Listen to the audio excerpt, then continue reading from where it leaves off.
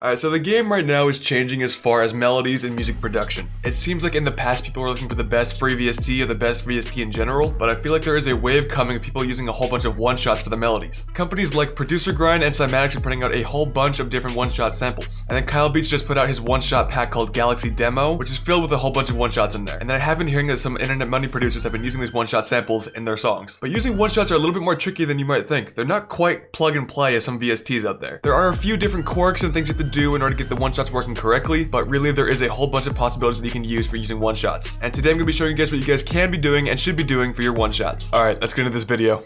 And just to show you guys a little bit of the possibilities you can have with using one-shots, I made these two right here using one-shots, except for in this one, the synth bass is just the synth bass and Omnisphere. That's it.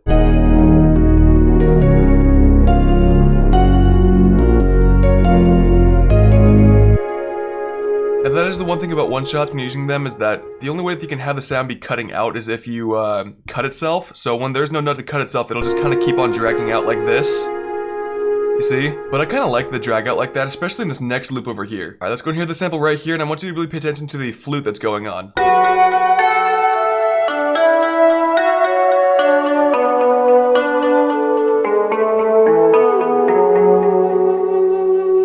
Oh god, that flute's amazing. I love that flute, man. Let's go ahead and solo this flute right here, and I can show you guys a little bit of what I did.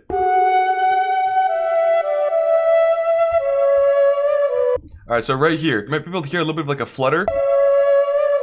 And that's just by pitching up and down the sample with the slide effect, which you can't do inside of a VST. Makes it sound a lot more realistic if you ask me. And then also one more slide at the very end right here. It just gives it like that whole like, I don't know, man, like you can't do that inside of a VST, it's crazy. Alright, but enough talking, let's go and get in here and try to make some melodies with these one-shots. Go to like something in Cymatics. Ooh. Okay, we'll go and try this one out. Now this next part is not always necessary, but you can go over here and put it inside of the playlist mode and manipulate the sample before you actually get started with it. Because here, there's no real like transient, right? Like, yes, there is sort of one right there, but you can even see in the audio file that there is no real, like, peak, right? And I do kind of want to add that in here. So let's go put this onto a mixer bus and then try and put some transient processor on it. Boost the attack. Okay, so we're already starting to get that, like, clicking effect you can see right here. That's good. Alright, then after that I can go over here and add some EQ to it just to make sure that I can just clean up little things here. I'm not going to do anything too drastic. I might just cut out some of the low end. A little bit of the highs. Alright, that should be good like that. And I think that's all that I really need to do here. There's not too much. If I want to add any sort of like RC20, I'm going to wait until I actually make my melody loop and then add it onto the whole thing, not just the notes individually. But now I can go over here and record this into Edison very quickly. And again, you do not always need to do this part. It's just something I want to show you guys in case you guys do want to use it. But you can see now that we have a much bigger transient right here. And then if you do choose to do this, as always, you do want to make sure that the thing's going to be popping or clicking, so it's going to fade that in, go to the very end over here, and then just fade that out. But now I'm going to be putting that onto my channel rack, because that's going to be my one-shot that I want to use today. Now, the next thing that you absolutely have to do when using one-shots is, because it's not so quite plug and play as a VST, you have to make sure the sample that you're using is tuned to C. Now, luckily, I know that mine is over here, tuned to C, but if you are not sure, you can always go over here and go into Audio Editor, and then hit detect pitch regions. And pretty obviously right here, all it is just C, so I'm good to go.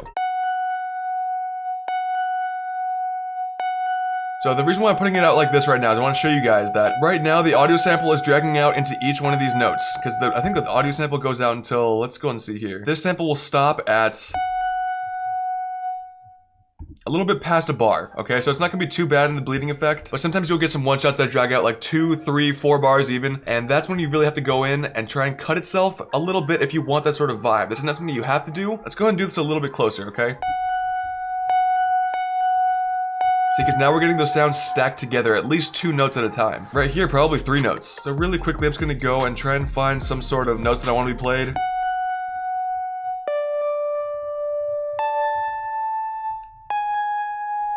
Okay, now listen to this part right here, okay? So I'm gonna play this note first. It plays all the way out until the D, alright? But then right here, going from the A to the G, it's gonna stop around like right here. And that's going to be because the whole sample is being played at a certain frequency. So if you want to make sure it plays out the entire duration, you have to go over here and hit stretch. And now it should be playing the whole length of the sample.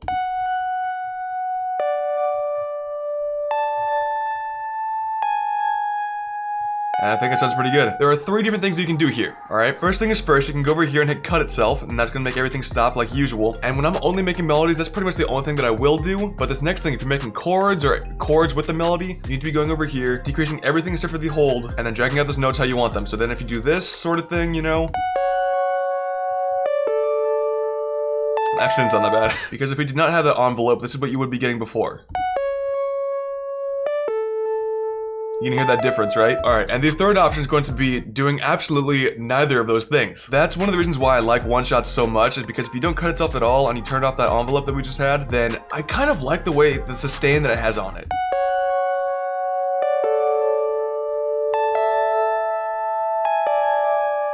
Alright, very quickly want to interrupt this video saying that the Simulation Hitters Pack is going to be on sale for $5 right now if you use the code down below in honor of Black Friday. Honestly, I'm not entirely sure when I'll be taking that code down or if I'll be changing the price or anything like that, but go check that out in the link down below. Now let's get back into the video. You know, it gives it like, kind of like the eerie vibe when there's so many notes that are so close together like that. Another benefit to using one-shots is that you have this whole entire tab over here that you wouldn't really have in a VST. So here, everything that I do inside of the filter cutoff is going to take effect to all of these notes. Do something like that.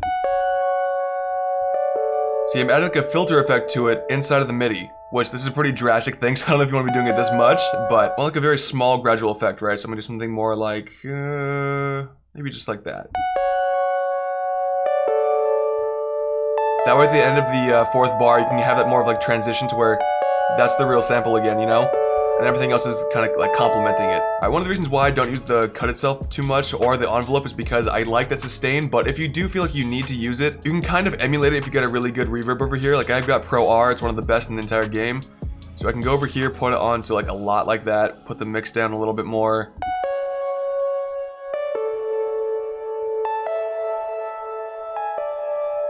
So it gives it like that similar effect, and you can have more control over it if you have like this EQ that you can do. You can also do this inside of Fruity Convolver, which is a stock plugin inside of FL Studio. Not quite the same effect because it's not the best sort of thing, but I still like it better than Fruity Reverb 2, just because you do have this EQ band over here, which you can do a whole bunch of stuff to it. I think I kind of want to strum these though. That is the one thing though, is that if I do want to strum these, I would have to turn on either the envelope or the cut itself. No, here it would need to be the envelope, because then it would just sound really weird. So I'm not gonna do that, but that is an example of one of the times that you would need to use the envelope tab. Do you guys say envelope or envelope? I don't know. I feel like I say both sometimes. So let's go and see. Let's go and try and add some delay to this, you know? Like every 4 steps maybe?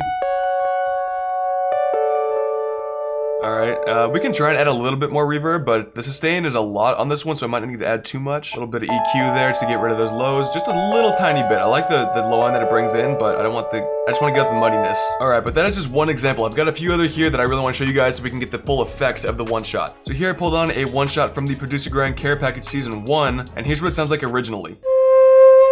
You know, very realistic sounding flute, which honestly, that's one thing I love about one-shots is that you can afford to have more realistic sounding instruments as opposed to a VST just creating it with a synth. Alright, so like usual, adding stretch on there. And then just in case, go ahead and reset the pitch. Okay, so just remember if you're doing this whole filter cutoff, it's gonna be the last note that you played, so just gonna make sure that you put those back up to normal. Alright, so once again, I'm not gonna be using the envelope tab or the cutoff. I just wanna go and add these notes and then do some stuff to them.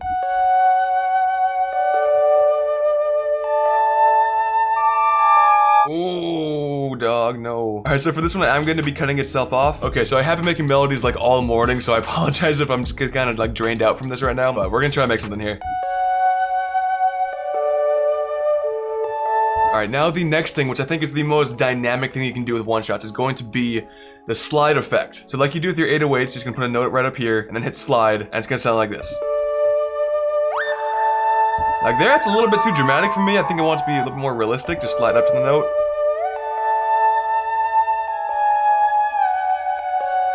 Oh, that was good, actually. There's so many more possibilities you can do with this, but honestly, I think that I've gone through everything, man. Ooh, that has like, it's like falling out of key, right around here. But it sounds super creepy. Alright, so if I actually want to put some melodies down that I actually could use, I think I use this flute right here in this little melody. And then of course I do have my MIDI, so I'm just gonna go pull it on over to right there. Alright, so let's go and talk about those flutters that I was talking about before, right? That makes it sound so much more realistic, this little like flutter that we have. That just sounds perfect. You know, it's really beautiful.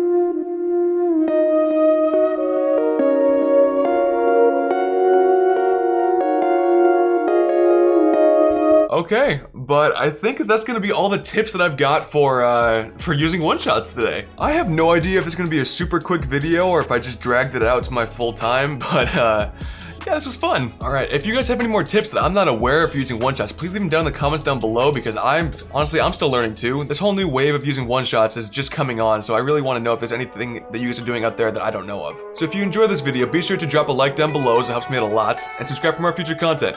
Thank you guys so very much for watching. I really do appreciate it, and I'll see you guys in the next one. Peace.